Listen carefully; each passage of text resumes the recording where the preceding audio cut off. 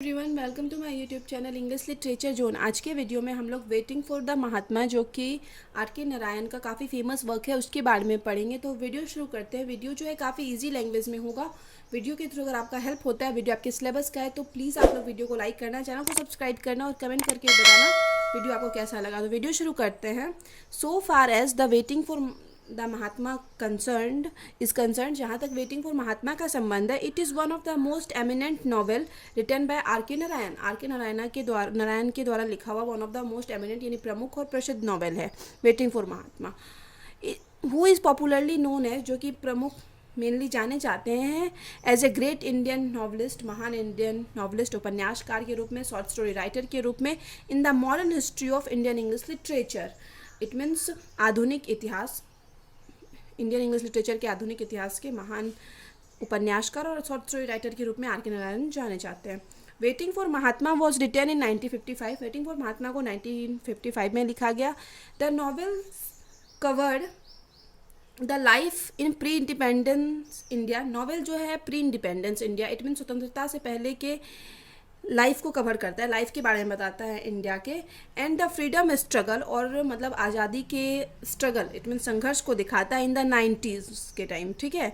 It is women around how it's protagonist, मतलब ये इस चीज़ के चारों ओर, मतलब इस स्टोरी को बनाया गया है कि कैसे जो प्रोटैगनिस्ट है, इट मीन्स जो मेन हीरो है, श्री राम इज चेंज्ड, कैसे वे श्री राम जो है वो चेंज होता है from the state of ignorant and aimless, मतलब एक इग्नोरेंट, एक इट मीन्स बहुत ज़्यादा मतलब बेवकूफ़ टाइप का आदमी, इट मीन्स जाहिल, गवार, अज्ञानी, जो ज़्यादा मतलब मैच्योरिटी ना हो वैसे इंसान, और एमलेश इंसान जिनके पास लाइफ में कोई एम ना हो, वैसे इंसान से चेंज होके, एमलेश यूथ से चेंज होके to an acute and committed freedom fighter, कैसे एक अक्यूट, इट मीन्स चालाक, चतुर, और कमिटेड फ्रीडम फाइटर बन जाता है, स्वतंत्रता सेनानी बन जाता है। ठीक है। मेनली यही स्टोरी है इस नॉवेल की।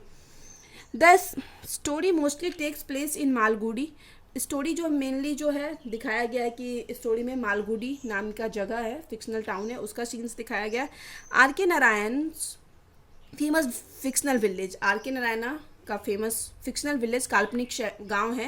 As well in the place like, और भी जो प्लेस हैं जहाँ पे इस स्टोरी की सेटिंग दिखाई गई, द बिरला भवन एंड द सेंट्रल जेल, और 2-3 जगह पे, मतलब बिरला भवन और सेंट्रल जेल में इस नॉवेल की सेटिंग दिखाई गई है। अब आगे है, the novel is written in Narayan's gentle comic style. ठीक है। नारायणा के नॉर्मली जो कॉमिक स्टाइल होता है उसी में नॉवेल को लिखा गया है।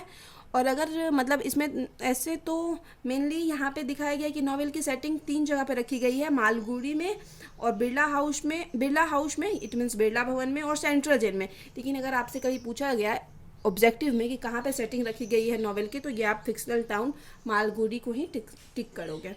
अब आगे है, an unusual feature of this novel, और एक असामान्य फीचर, विशेषता है इस नॉवेल की, is the participation of Gandhi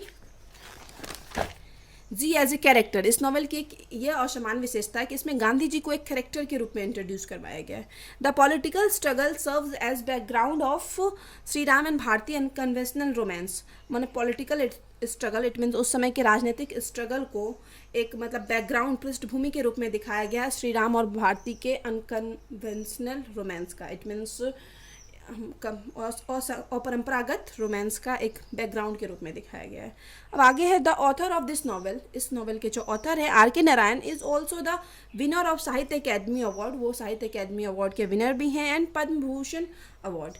in his literary career, अपने साहित्यिक करियर में ही produced more than dozen novels, मतलब डजन नॉवेल्स से भी, मतलब 12 नॉवेल से भी ज़्यादा नॉवेल लिख रखे हैं। And most of his novels is connected with A fictional town, और ज़्यादातर जो नॉवेल है उनका एक काल्पनिक शहर से कनेक्टेड, संबंधित होता है, मालगुडी से। It's some world famous novels आ रहा है, उनका कुछ वर्ल्ड फेमस नॉवेल है, वो है Swami and friends, the guide, the English teacher, the bachelor of arts, the financial expert and astrologer's day and Malgudi की कहानियाँ। ठीक है। ये सब उनका काफ़ी फेमस वर्क है। इसमें से हम 2-3 पे वीडियो अपलोड कर रखे हैं। अभी तो रिसेंटली ये वाला वीडियो है द वेटिंग फॉर महात्मा पे, और द फाइनेंशियल एक्सपर्ट पे ऑलरेडी अपलोड कर रखे हैं, द गाइड पे अपलोड कर रखे हैं, और द और फिर एन एस्ट्रोलॉजर डे पे ऑलरेडी वीडियो अपलोड कर रखे हैं। अब आगे है, in the waiting for the Mahatma. अब वेटिंग फॉर महात्मा में are K Narayana portrays both, दोनों चीज़ को पोर्ट्रेज इट में चित्रित करते हैं, जैसे पेट्रोटिज्म एंड रोमांस। पेट्रोटिज्म देशभक्ति को भी दिखाते हैं, रोमांस को भी दिखाते हैं।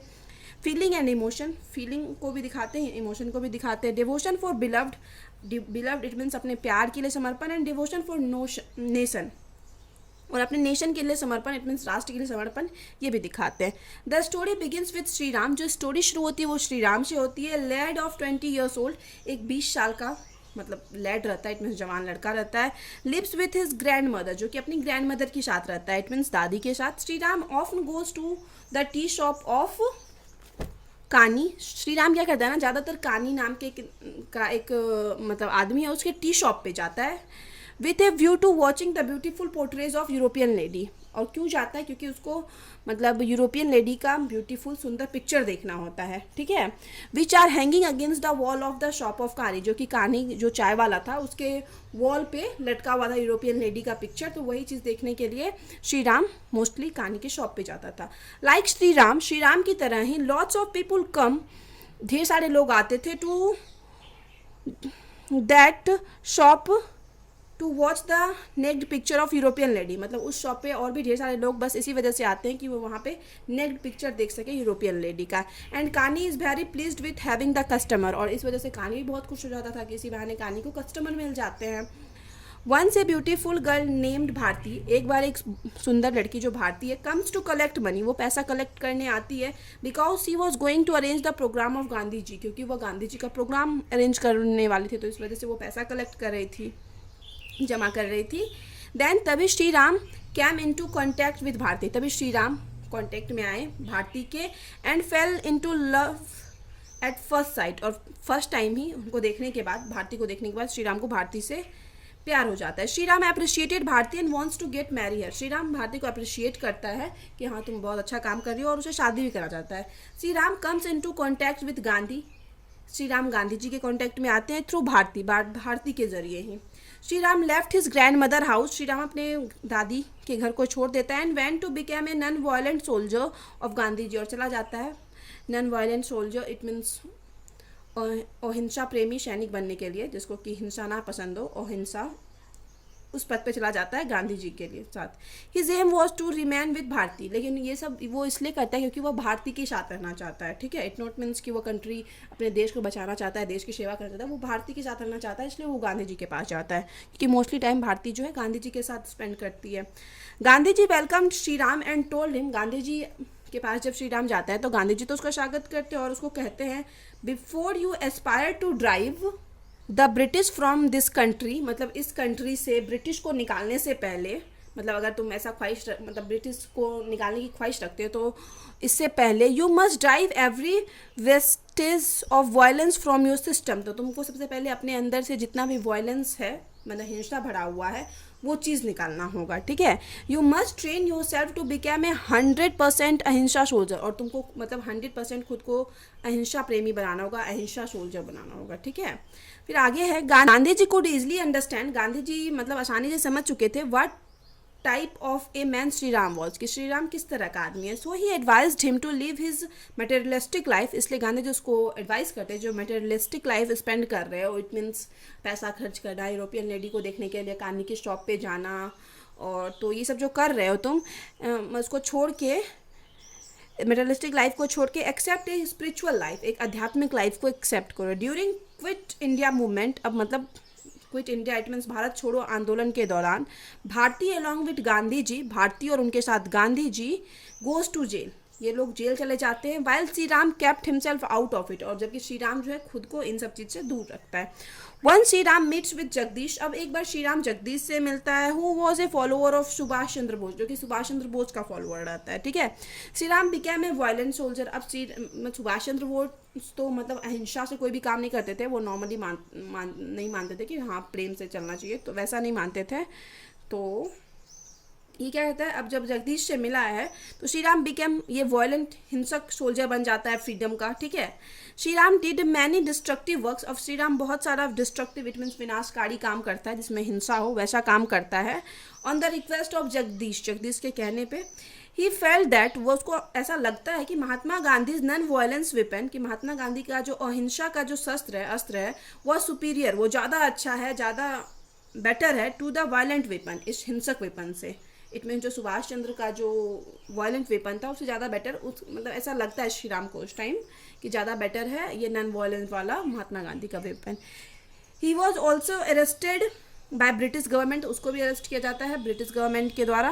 When India has been announced free, और जब इंडिया को फ्री अनाउंस किया जाता है, then Gandhi ji has been release, तब गांधी जी को रिलीज़ किया जाता है along with his followers and Bharati, मतलब गांधी जी को उनके फॉलोअर्स और भारती के साथ रिलीज कर दिया जाता है, फ्री कर दिया जाता है। His followers settle in Delhi at Birla Bhavan, और उनके सारे फॉलोअर्स जो है दिल्ली में सेटल हो जाते हैं, दिल्ली के बिरला भवन में। When Shri Ram has been release, और जब श्री राम रिलीज होता है वो, no one comes to meet him, तो कोई इससे मिलने नहीं आता है। He goes to the studio of Jagdish, तो वह जगदीश के स्टूडियो में जाता है, जिसके कहने पर पहले वो वायलेंट वाला काम करने लगा था, तो उसके स्टूडियो जाता है। जगदीश टेल्स हिम, जगदीश उसको बताता है that Bharati lives in Delhi, कि भारती दिल्ली में रहती है। He writes a letter to Bharati, अब भारती को लेटर लिखता है, एंड मेंशन हिज लव, और फिर से खुद का प्यार की मतलब उसमें मेंशन करता है, व्याख्या करता है। When Bharati gets the letter, अब जब भारती को पत्र मिला, she calls him to Birla Bhavan, उसको बिरला भवन बुलाती है श्री राम को in Delhi. Bharati received him warmly, Bharati उसका स्वागत करती है बड़े अच्छे से, वार्मली इट मीन्स काफ़ी अच्छे से उसका स्वागत करती है। And brings him to her resident, और रेसिडेंस उसको अपने आवास पे इट मीन्स अपने घर ले आती है। Shri Ram once again asked her about marriage, और फिर से श्री राम उससे शादी के लिए पूछता है। भारती स्टिल रिप्लाइज, भारती अभी भी जवाब देती है, this is can not be possible without the permission of Gandhi ji, ये तब तक पॉसिबल नहीं हो सकता जब तक गांधी जी परमिशन नहीं देते हैं। Both Shri Ram and Bharati meets Gandhi ji, दोनों श्री राम और भारती गांधी जी से मिलने जाते हैं, इंटेंटिंग टू टेक परमिशन, ताकि वो लोग मतलब परमिशन ले सके, एंड टॉक अबाउट मैरिज, और शादी के लिए बात कर सके। गांधी जी प्रोमिसेस देम, गांधी जी दोनों को वादा करते हैं, प्रॉमिस करते हैं, in them he will definitely stay in the marriage both of them, कि वो कन्फर्म उन दोनों की शादी में रहेंगे, ये चीज़ गांधी जी इन दोनों को प्रॉमिस करते हैं। बट अनफॉर्चुनेटली, लेकिन दुर्भाग्यवश, Gandhi ji has been shot, Gandhi ji को शॉट कर दिया जाता है, इट मीन्स गोली मार दिया जाता है, एंड किल्ड, और वो मर जाते हैं। So he could not attend the marriage ceremony, इसी वजह से वो शादी को अटेंड नहीं कर पाते हैं। दैट इज़ द रीज़न, और यही कारण है कि are K Narayan put the title of this novel, कि आर के नारायण जो है इस नॉवेल का टाइटल क्या रखते हैं, waiting for the Mahatma, it means waiting for the Mahatma रखते हैं, क्योंकि नो डाउट श्री राम और भारती वेट करता रहा कि महात्मा जो गांधी हैं वो आएंगे उनके शादी में, बट उससे पहले गांधी जी को मार दिया जाता है, और इस वजह से आर के नारायण अपनी नॉवेल का टाइटल वेटिंग फॉर महात्मा रखते हैं। तो यहाँ पे ये वीडियो ख़त्म होता है। वीडियो अगर आपको अच्छा लगा, वीडियो के थ्रू आपकी हेल्प हुई, तो प्लीज़ वीडियो को लाइक करना, चैनल को सब्सक्राइब करना, और कमेंट करके बताना वीडियो को कैसा लगा। मिलते हैं नेक्स्ट वीडियो में नेक्स्ट टॉपिक के साथ।